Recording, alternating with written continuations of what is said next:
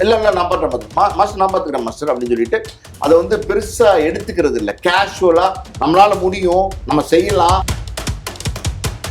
ஒரு 22 வயது இளைஞர் 33, 34, 35 வருஷம் பெட்லே இருந்தார். மேல வந்து சாரம் கட்டுவாங்க செட்ல எல்லாம். சாரம் கட்டி வந்து பாத்தீங்கன்னா கோடான்னு சொல்லுவாங்க. அந்த சாரத்து மேல லைட், இப்ப நீங்க வச்சிருக்கீங்கல்ல இந்த ஸ்டுடியோ லைட் இருக்குல்ல, சினிமா துறையில இருந்து தான் எல்லா சீப்மெண்ட்ஸும் வந்துட்டு இருக்காங்க. சினிமா துறையில அவங்களுக்கு என்னென்ன டிஃபிகல்ட்டி இருக்குன்னு எல்லாருக்குமே தெரியும். அப்படி இருக்கும்போது welcome to the show cinema சர்ச்சைகள் வித் மீ விஜய் சந்தியா. இன்னைக்கு நம்ம கூட யார் இருக்காங்க அப்படின்னு பாத்தீங்கன்னா ஆஸ்கர் மூவிஸ் ப்ரொடியூசர் பாலாஜி பிரபு சார் அவர்களா இருக்காரு. ஹாய் சார், வணக்கம். வணக்கம். ஓகே, அண்ட் இன்னைக்கு நம்ம சினிமா சர்ச்சைகள்ல என்ன அப்படின்னு பாத்தீங்கன்னா ரீசெண்டா, அதாவது எஸ்.ஜே. சூர்யாவோட படம் கில்லர் படத்தோட ஸ்டண்ட் மாஸ்டர் வந்து ஒருத்தர் வந்து கேஸ் வெடிச்சு இறந்துட்டாரு அப்படின்றது ரொம்பவே வந்து இன்டர்நெட்ல வைரலா போயிட்டு இருந்துச்சு. அதை பத்தி நம்ம பேசலாமா சார்? கில்லர் படப்பிடிப்பு வந்து பாத்தீங்கன்னா எஸ்.ஜே. சூர்யா டைரக்ட் பண்ணி நடிக்கிறாரு. அது தொடர்ந்து படப்பிடிப்பு நடந்துட்டு இருக்கு. ஒரு சண்டை காட்சிக்கு வந்து பிளான் பண்ணியிருக்காங்க. சண்டை காட்சி எடுக்கிறதுக்காண்டி பாத்தீங்கன்னா பின்னி மில்னு இருக்கு, பெரம்பூர்ல பின்னி மில் இருக்கு. அது ரொம்ப ஃபேமஸான ஒரு இடம். அதுல நல்ல ஷூட்டிங் லொகேஷன், ரொம்ப ரக்கடா இருக்கும். நிறைய ஸ்டென்ட் காட்சிகள்லாம் அங்க எடுப்பாங்க. அப்ப நிறைய படங்கள், பெரிய பெரிய படங்கள், ரஜினி, கமல், விஜய், அஜித், இன்னும் பல பெரிய முன்னணி நட்சத்திரங்கள் நடிக்கிற படங்கள்ல எல்லாம் அங்க வந்து ஸ்டென்ட் காட்சிகள்லாம் எடுப்பாங்க. காரணம் என்ன அப்படின்னா, அந்த காம்பவுண்டுக்குள்ள, பெரிய காம்பவுண்ட், அந்த காம்பவுண்டுக்குள்ள நீங்க போயிட்டீங்கன்னா உங்களை யாரும் ரீச் பண்ண முடியாது, டிஸ்டர்ப் பண்ண முடியாது, பப்ளிக்லாம் உள்ள வர முடியாது. பிரைவேட்டா ரொம்ப கம்ஃபர்டபுளா நீங்க வந்து ஷூட் பண்ணலாம். அதனால பொதுவா அந்த லொகேஷன் வந்து எல்லாருமே ப்ரிஃபர் பண்ணுவாங்க. ஸோ நேற்று இரவு தான் பார்த்தீங்கன்னா அந்த ஷூட்டிங் வந்து ஸ்டார்ட் பண்ணியிருக்காங்க. எங்க எஸ்.ஜே. சூர்யாவுடைய படப்பிடிப்பு. அது ஒரு ஸ்டண்ட் படப்பிடிப்பு, சண்டை காட்சி. அது வந்து மாலை 6 மணிக்கு தான் ஆரம்பிச்சிருக்காங்க. விடிய விடிய வந்து அந்த சண்டை காட்சி எடுக்கப்பட்டிருக்கு. அதுல வந்து பாத்தீங்கன்னா பாம் பிளாஸ்ட் பண்ணுவாங்க இல்லையா, அந்த காட்சிகள் வந்து எடுக்கப்பட்டிருக்கு. அந்த பாம் பிளாஸ்ட் பண்றதுக்காண்டி, அந்த பாம்பை வந்து ஃபில்அப் பண்றதுக்காண்டி அது வந்து பாத்தீங்கன்னா கேஸ் வந்து கொண்டு வருவாங்க. அந்த கேஸ் வந்து பாத்தீங்கன்னா லீக் ஆயிருக்கு. அது யாருமே கவனிக்கலன்னு நினைக்கிறேன். அது கேஸ் லீக் ஆகி அந்த கேஸ் வந்து சிலிண்டர் வந்து அப்படியே வெடிச்சிருச்சு. அது வெடிச்சது, அது பக்கத்துல வந்து பாத்தீங்கன்னா மதன் ஒருத்தர், அவர் வந்து ஒரு ஸ்டண்ட் கலைஞரா அப்படின்னு தெரியல. ஆனா வந்து பாத்தீங்கன்னா அந்த சிலிண்டரை மெயின்டைன் பண்ண வந்தவரான்னு தெரியல. அவர் வந்து அந்த சிலிண்டர் பக்கத்திலே இருந்திருக்கிறாரு. அதனால இமீடியட்டா அது வெடிச்சதுல பாத்தீங்கன்னா முழுக்க முழுக்க உடம்பெல்லாம் தீக்காயம் ஏற்பட்டு அவர் உடனே அந்த ஸ்பாட்ல இறந்து போயிருக்காரு. ஆக்சுவலி பாத்தீங்கன்னா ராஜீவ்காந்தி மருத்துவமனை கூட்டு போயிருக்காங்க. ஆனா அவர் இறந்து போயிட்டாருன்றது சொல்லியிருக்கிறாங்க.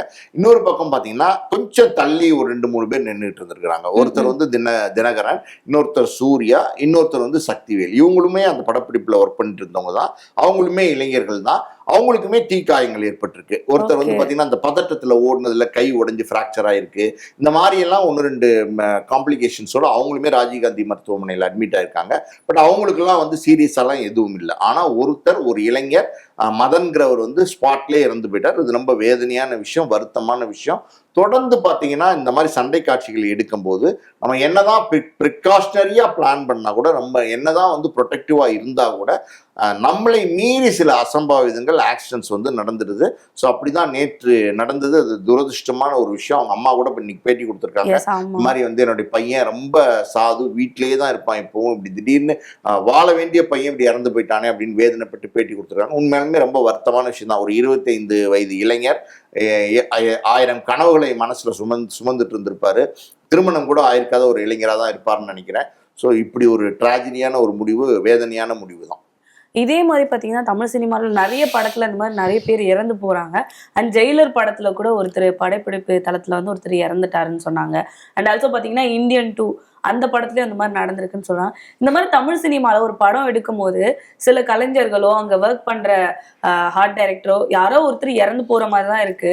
ஸோ இதை எப்படி வந்து இந்த தமிழ் சினிமா ஹேண்டில் பண்ணணும் சார்? இது நீங்க சொல்றது 100% சரி. அதாவது வந்து எப்படின்னா, நம்ம தமிழ் சினிமான்னு மட்டுமே சொல்ல முடியாது. நம்ம இந்திய சினிமா, வட இந்தியா, அப்புறம் நார்த் இந்தியா, இந்திய சினிமாவே பார்த்தீங்கன்னா இந்த மாதிரி தான் இயங்கிட்டு இருக்கு. அது காரணம் என்ன அப்படின்னா, மெத்தனமா வந்து ஹேண்டில் பண்றது. ஒரு விஷயத்த வந்து ரொம்ப இம்பார்ட்டன்ட் கொடுத்து அதை வந்து டீட்டெயில் பண்ணி இதுல என்ன வந்து பிரச்சனைகள் இருக்கும், என்ன ஆபத்துக்கள் இருக்கும் அப்படிங்கறத ஆராய்ஞ்சு ஒரு விஷயத்த பண்றது கிடையாது.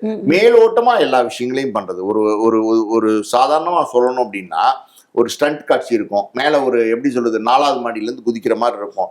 ஸ்டண்ட் மாஸ்டர் வந்து அந்த எப்படி சொல்றது அந்த ஸ்டண்ட் கலைஞர்கிட்ட கேட்பாரு, டே நீ குதிக்கிறியாடா 4வது மாடியிலேருந்து குதிக்கணும்டா அப்படின்னோடனே அவன் அந்த அந்த ஸ்டண்ட் கலைஞர் வந்து பார்த்தீங்கன்னா ஒரு அசால்ட்டா, மாஸ்டர் நான் பண்ணுறேன் மாஸ்டர், ஒன்றும் பிரச்சனை இல்லை மாஸ்டர், ஒன்றும் பிரச்சனை மாஸ்டர், பார்த்துடா அது ரொம்ப ரிஸ்கான காட்சிடா, பண்ணிடுவியாடா, இல்லை நான் பண்ணுறேன் மாஸ்டர் நான் பார்த்துக்கிறேன் மாஸ்டர் அப்படின்னு சொல்லிட்டு அதை வந்து பெருசாக எடுத்துக்கிறது இல்லை. கேஷுவலாக நம்மளால முடியும், நம்ம செய்ய முடியும் அப்படின்னு ஒரு கான்ஃபிடென்ட் இருக்குல்ல, அது வந்து ஓவர் கான்ஃபிடென்ட்னு சொல்லலாம் சில நேரங்களில். அப்படி குதிக்கும் போது அது அந்த டைமிங் எப்போவுமே ஸ்டண்ட் காட்சிகளை பொறுத்த வரைக்கும் பார்த்தீங்கன்னா டைமிங் ரொம்ப ரொம்ப இம்பார்ட்டன்ட். அந்த டைமிங் மிஸ் ஆச்சு அப்படின்னா உங்களுக்கு வந்து அது வந்து பிரச்சனைகளை கொண்டு போய் விட்டுரும், உயிருக்கே கூட ஆபத்தா வந்துடும். அந்த மாதிரி வந்து குதிச்சு அது சக்சஸ் ஆயிருச்சுன்னா எல்லாரும் கிளாப் பண்ணுவாங்க.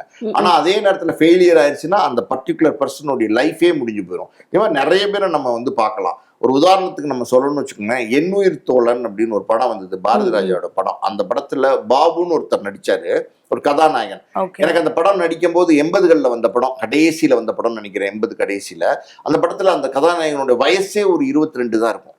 அந்த படம் நல்ல வெற்றி படம். வெற்றி அடைஞ்சதுக்கு அப்புறம் பாத்தீங்கன்னா அவருக்கு வந்து கிட்டத்தட்ட ஒரு 23-24 படங்கள் கமிட் ஆச்சு.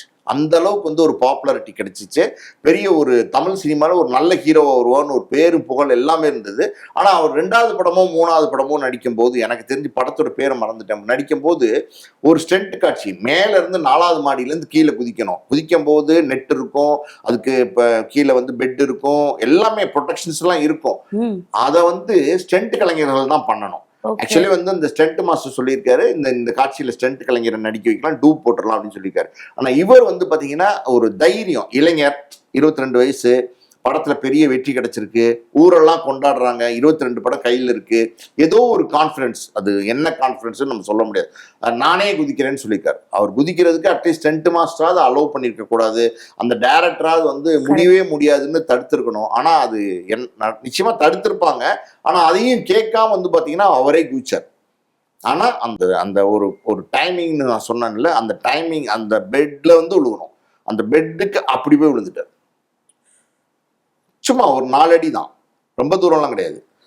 அதனால என்னாச்சு தெரியுமா, முதுகெலும்பு உடைஞ்சு எனக்கு தெரிஞ்சு 35 வருஷம் அதுக்கப்புறம் உயிரோடு இருந்தார். சென்ற வருடமோ நம்ம தான் இறந்து போனார் அவர். 35 வருஷம் ஒரு 22 வயது இளைஞர் 33, 34, 35 வருஷம் பெட்லே இருந்தார். பெட்டனாவே இருந்தாரு. அவருடைய வாழ்க்கை கடைசி நொடி வரைக்கும் பெட்ல தான் இருந்தார். எழ முடியல, நடக்க முடியல, எதுவுமே இல்லை. பேச முடியும், நினைவு இருந்தது, தலையில அடிபடலை, ஆனா இடுப்பு கீழே வந்து செயலற்றது. எப்படி நீங்க லைஃப் லீட் பண்ணுவீங்க? மேரேஜ் பண்ண முடியல, எதுவுமே கிடையாது, எந்த விதமான ஒரு சந்தோஷமான லைஃப்பும் இல்லாம 35 வருஷம். அது அன்னைக்கே இறந்து போயிருந்தா கூட அன்னையோட முடிஞ்சிருக்கும். ஆனா பாத்தீங்கன்னா 35 வருஷம் நரக வேதனை, இதை வந்து அவர் அனுபவிச்சுட்டு தான் இறந்து போனார். இது எதுக்கு நான் சொல்றேன் அப்படின்னா, ஸ்டெண்ட் காட்சியில ரொம்ப ரொம்ப கேர்ஃபுல்லா இருக்கணும். ரொம்ப கேர்ஃபுல்லா இருக்கிறது ரொம்ப முக்கியம். அது இல்லாமல் பார்த்தீங்கன்னா ரிகர்சல் தேவை. இப்போ நீங்கள் ஹாலிவுட் படங்கள்லாம் எடுத்துக்கிட்டிங்கன்னா அவங்க என்ன பண்ணுவாங்கன்னா, ஒரு ஸ்டண்ட் காட்சி இருக்குது அப்படின்னா இந்த ரோப் கட்டி அங்கே ரோப்லேருந்து இறங்கணும், மேலேருந்து இறங்கணும் அப்படின்னா அந்த ஹீரோ முதல்ல வந்து பார்த்தீங்கன்னா ஃபர்ஸ்ட் அந்த ஸ்டண்ட் மாஸ்டர்கிட்ட கேட்குற கேள்வி, ரிகர்சல் பாருங்க அப்படின்னு சொல்லுவார். அந்த ரோப் வந்து இந்த வெயிட் அவங்க எல்லாத்தையும் கால்குலேட் பண்ணுவாங்க. அந்த ஹீரோவோட வெயிட் 90 கிலோ, ஒரு எக்ஸாம்பிளுக்கு தான் சொல்றேன். அப்போ வந்து 90 கிலோக்கு மேல 10 கிலோ இருக்கிற ஒருத்தர், 100 கிலோ இருக்கிற ஒருத்தர் வந்து ரோப்ல இருந்து இறங்க சொல்லுவாங்க. ஸோ இறங்கும் போது அந்த ரோப் வந்து தாங்குதா, ரோப் வந்து ஸ்ட்ராங்கா இருக்கா, பெல்ட் போட்டிருக்காங்களா, அந்த பெல்ட் வந்து தாங்குதா, இப்படி எல்லா விஷயங்களையுமே வந்து ஆல்ரெடி வந்து ப்ரீ பிளான் பண்ணி ஆல்ரெடி செட் பண்ணி ரிகர்சல் பார்த்து தான் அவங்க அந்த ஹீரோ வச்சு அந்த காட்சியை வந்து எடுப்பாங்க. ஆனா நம்ம ஊர்ல நான் சொன்ன மாதிரி பாத்தீங்கன்னா, நான் பண்றேன் மாஸ்டர், ஓகே மாஸ்டர், பண்ணிடலாம் மாஸ்டர், குஜர்லாம் மாஸ்டர், அவ்வளவுதான் மாஸ்டர், கார் ஓட்டி பெல்ட் அடிக்கணுமா, பண்ணிடலாம் மாஸ்டர், பைக்ல போய் அப்படியே வந்து அப்படி 4 அடி அடிக்கணுமா, அடிச்சிடலாம் மாஸ்டர். அது பயிற்சி அவங்களுக்கு இருக்கும், அவங்க பண்ணுவாங்க, அவங்க தெரியாமலாம் இல்லை. ஆனா அது வந்து அசால்ட்டா பண்ணும்போது பயிற்சி வந்து இருந்தா கூட கால்குலேஷன் மிஸ் ஆயிரும் பல நேரங்கள்ல. நீங்க வேட்டுவன்னு ஒரு படம் வந்துச்சு சமீபத்துல, வரல இந்த படம், பாரஞ்சித்தோட படம். அதுல ஒரு ஸ்டண்ட் கலைஞர் கேள்விப்பட்டீங்களா? சமீபத்துல ஒரு 6 மாசத்துக்கு முன்னாடி அவர் வந்து பாத்தீங்கன்னா அவர் வந்து ஒரு கார் வந்து எடுத்துட்டு போய் பெல்ட் அடிக்கணும், 2 பெல்ட் அடிச்சு லேண்ட் ஆகணும்.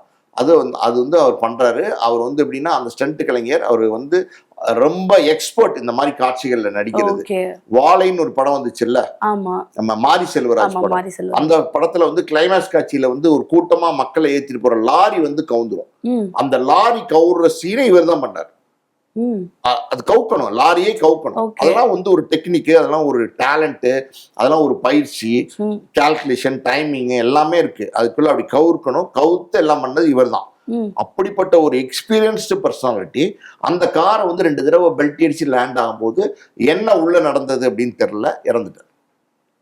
மேபி அப்படியே போனதுல வந்து ஷாக்ல போனாரா, இல்ல வந்து ஸ்டேரிங் எதுவும் செஸ்ட்ல மோதி அப்படியே சடன் கார்டியக் அரெஸ்ட் வந்துச்சா, என்ன ஏதுங்கிறத நம்ம வந்து ஊர்ஜிதப்படுத்த முடியல. பட் இறந்துட்டாரு.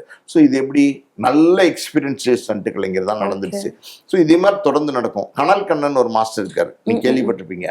அவர் எப்படின்னா பச்சை கொடின்னு ஒரு படம் 89 90s வந்த படம். அதுல பாண்டியராஜன் நடிச்ச படம். அதுல வந்து அண்ணா நகர் டவர் இருக்குல்ல, அதுல மேல வந்து அப்படியே பைக்ல போகணும். அண்ணா நகர் டவர்ல. ஆமா, பாண்டியராஜனை வச்சு க்ளோஸ்லாம் எடுக்கிறான். பாண்டியராஜன் தான் பைக்ல போகணும். பாண்டியராஜன் வச்சு க்ளோஸ்லாம் எடுத்துட்டாங்க. டூப் வந்து பைக்ல ஸ்பீடா போறதெல்லாம் எடுத்துட்டாங்க. ஸோ அவர் ஒயிட் அண்ட் ஒயிட் காஸ்டியூம்ல பாண்டியராஜன் இருப்பாரு. அவர் அங்கிருந்து ஜம்ப் பண்ணணும். பைக் வந்து மோதிரும் கடைசியா போய் டவர்ல, இந்த லாஸ்ட் ஃப்ளோர்ல. அங்கேருந்து இவர் ஜம்ப் பண்ணணும். அந்த காட்சியை வந்து கனல் டூப் போட்டுறாரு. அன்னைக்கு வந்து ஒரு மாஸ்டர் கிடையாது, அன்னைக்கு வந்து ஸ்டண்ட் கலைஞர். அவர் வந்து ஒத்துக்கிறாரு, எல்லாம் ஓகே.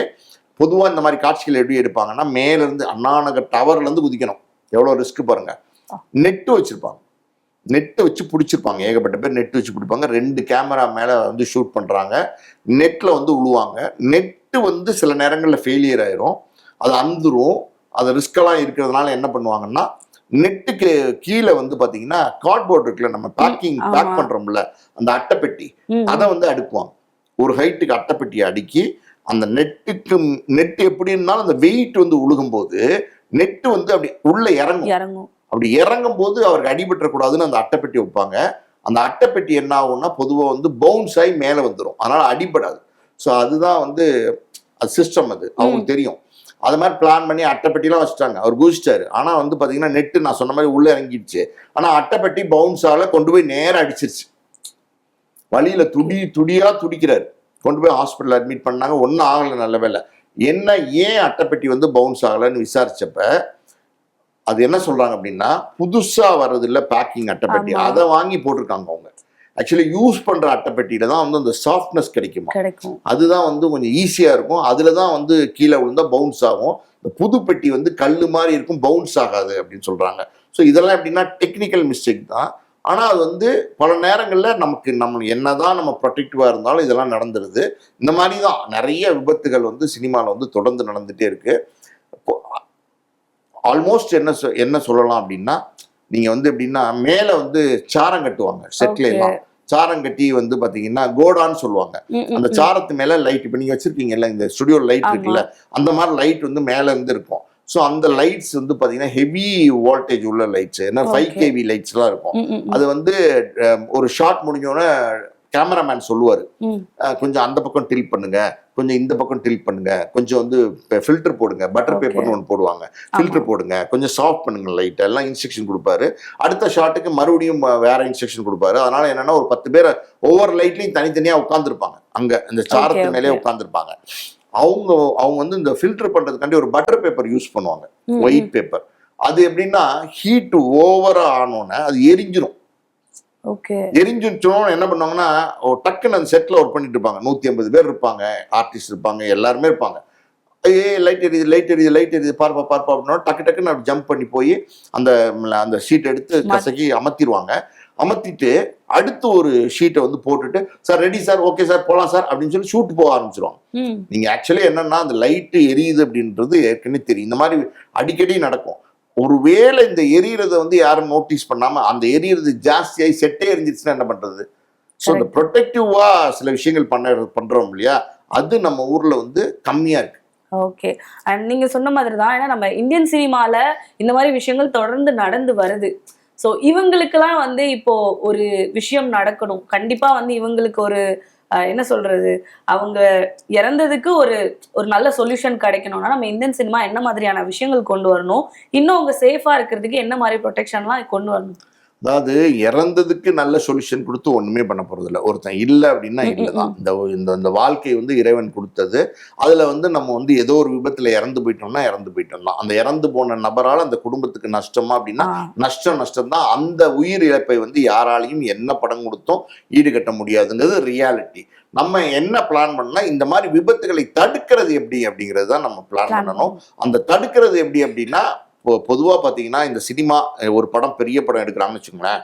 விஜய், அஜித், ரஜினி, கமல் மாதிரி பெரிய பெரிய படங்கள்லாம் நடக்கும்போது பெரிய ஸ்டார் வேல்யூஸ் உள்ள படங்கள்லாம் ஷூட் பண்ண போகும்போது 10-15 கேரவன் நிற்கும்.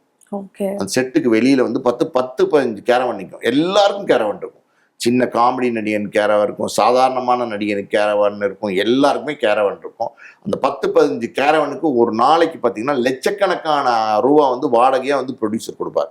ஆனா இந்த மாதிரி சினிமா படப்பிடிப்பு நடக்கிற இடங்கள்ல தளங்கள்ல இது வந்து பார்த்தீங்கன்னா ஒரு ஆம்புலன்ஸ், ஒரு தீயணைப்பு வாகனம், ஒரு டாக்டர் இதை கொண்டு வரதுக்கு அவங்க வந்து மறுக்கிறாங்க. பல நேரங்களில் வந்து பார்த்தீங்கன்னா ஆம்புலன்ஸ், ஒரு டாக்டர், ஒரு தீயணைப்பு படையெல்லாம் டெய்லி வச்சிருந்தா அதுக்கு ஒரு பணம் கொடுக்கணுமேன்னு சொல்லிட்டு அதெல்லாம் ஒன்றும் ஆகாது. அதான் நான் சொன்னேன்ல, அசால்ட்டான மன்னன் அதெல்லாம் என்ன ஆயிட போகுது, ஒன்றும் ஆகாது. இப்போ ஒரு 100 நாள் படப்பிடிப்பு நடக்குது, 100 நாள்லையுமே எந்த அசம்பாவிதமும் நடக்கல. அந்த ப்ரொடியூசர் என்ன நினைப்பாரு, 100 நாள் வேஸ்ட் இந்த இவங்க ஆம்புலன்ஸ் இதெல்லாம் நிறுத்தி வச்சு அப்படின்னு நினைப்பார்ல. அது மாதிரி நினைச்சிட்டு அது அசால்ட்டா கிடக்குறாங்க. அப்படி கிடையாது. இது கண்டிப்பா ஒரு ஆம்புலன்ஸ், ஒரு டாக்டர், ஒரு தீயணைப்பு வந்து வாகனம் வந்து ஒவ்வொரு படப்பிடிப்புலையும் நிறுத்தணும். குறிப்பா சண்டை காட்சிகள், ஸ்டண்ட் காட்சிகள் எடுக்கும்போது இது வந்து மேண்டேட்டரி, கட்டாயம்னு வந்து கொண்டு வரணும். இதை வந்து எப்படின்னா யார் செய்யணும் அப்படின்னா கவர்மெண்ட் செய்யணும். சினிமா துறையில இருந்து தான் எல்லா சீஃப் மினிஸ்டரும் வந்துட்டு இருக்காங்க. அண்ணா, கலைஞர், எம்ஜிஆர், ஜெயலலிதா, இன்னைக்கு வந்து விஜய். ஸோ இப்போ சினிமா துறையில இருந்து தான் எல்லா சீஃப் மினிஸ்டரும் வந்துட்டு இருக்காங்க. சினிமா துறையில அவங்களுக்கு என்னென்ன டிஃபிகல்ட்டி இருக்குன்னு எல்லாருக்குமே தெரியும். அப்படி இருக்கும்போது ஒரு அரசாங்கம் வந்து எப்படின்னா இது கட்டாயம், ஒரு டாக்டர் அது அரசாங்கமே அனுப்பணும், அதுக்கு ப்ரொடியூசர் கொடுக்கணும் காசு. ஆம்புலன்ஸு, அது ஃபயர் இன்ஜின்லாம் அரசாங்கமே அனுப்பணும் இந்த சண்டை காட்சி எடுக்கும் போதுன்னு சொல்லி அந்த கட்டாயமா ஒரு விஷயத்தை கொண்டு வரும்போது தான் இந்த மாதிரி விபத்துகளை முதல்ல தடுக்க முடியும். எல்லாத்தையும் மீறி விபத்துகள் வந்து நடந்துரும் சில நேரங்கள்ல. அப்படி நடக்கும்போது அந்த குடும்பத்துக்கு நீங்க கேட்டீங்கல்ல என்ன காம்பன்சேஷன் பண்றது, எப்படி வந்து அவங்கள வந்து பொருளால வந்து சமாதானப்படுத்த முடியும் அப்படின்னா இன்சூரன்ஸ் ரொம்ப நெசசிட்டி. இன்னைக்கெல்லாம் பார்த்தீங்கன்னா life insurance, health insurance, accident insurance, third party insurance, vehicle insurance, ஒரு 2 வீலருக்கே இன்சூரன்ஸ் வந்து தேவைப்படுது. இன்சூரன்ஸ் இல்லாமல் நீங்கள் வந்து ரோட்டில் டிரைவ் பண்ண முடியாது. So insurance is mandatory in every ஆஸ்பெக்ட்னு சொல்கிறாங்க. அப்படி இருக்கும்போது சினிமா துறை ஒரு மிகப்பெரிய துறை. அதில் ஆபத்துகள் நிறைய இருக்கு. ஆபத்துகள் நிறைய இருக்குன்னும் போது ஒன்றும் இல்லை. இந்தியன் 2ன்னு ஒரு படப்பிடிப்பு நடந்தது. ஸ்டண்ட் காட்சியே எடுக்கல, ஆனால் கிரெயின் வந்து அந்து விழுந்துருச்சு. பெரிய கிரெயின் வந்து அந்து விழுந்துருச்சு. ஒரு 4 பேர் இறந்து போயிட்டாங்க. ஸோ இதெல்லாம் ஏதாவது ஒரு அசம்பாவிதம் நடக்கணும் போது டோட்டல் குரூ அந்த ஒரு 150 பேர் இருக்காங்க அப்படின்னா அந்த 150 பேருக்கும் அந்த தயாரிப்பாளர் இன்சூரன்ஸ் எடுக்கணும். அந்த தயாரிப்பாளர் இன்சூரன்ஸ் எடுத்திருக்காரா, எடுத்தாதான் நாங்கள் வந்து ஒர்க் பண்ணுவோம்னு சொல்லி அந்த பெப்சி ஒர்க்கர்ஸ் வந்து அதை டிமாண்ட் பண்ணணும் தயாரிப்பாளர்கிட்ட. அப்போதான் அந்த இன்சூரன்ஸ் மூலமா இறந்துட்டா இன்சூரன்ஸ் மூலமா ஒரு தொகை வந்து அந்த குடும்பத்துக்கு கிடைக்கும். அது அவங்களுக்கு எதிர்காலத்துக்கு பயன்படும். ஓகே, ரொம்ப அழகா சொன்னீங்க சார். அண்ட் நிறைய நல்ல விஷயங்களும் சொன்னீங்க. Thank you so much for coming sir. நன்றி. என்ன நேயர்களே, இன்னைக்கு எபிசோட் பார்த்திருப்பீங்க, ரொம்பவே இன்ட்ரெஸ்டிங்கா இருந்திருக்கும். இதே மாதிரி வேற ஒரு எபிசோட்ல நான் வந்து உங்களை மீட் பண்றேன். Until then, bye from Sandhya and signing off from Cinema Sarchaigal.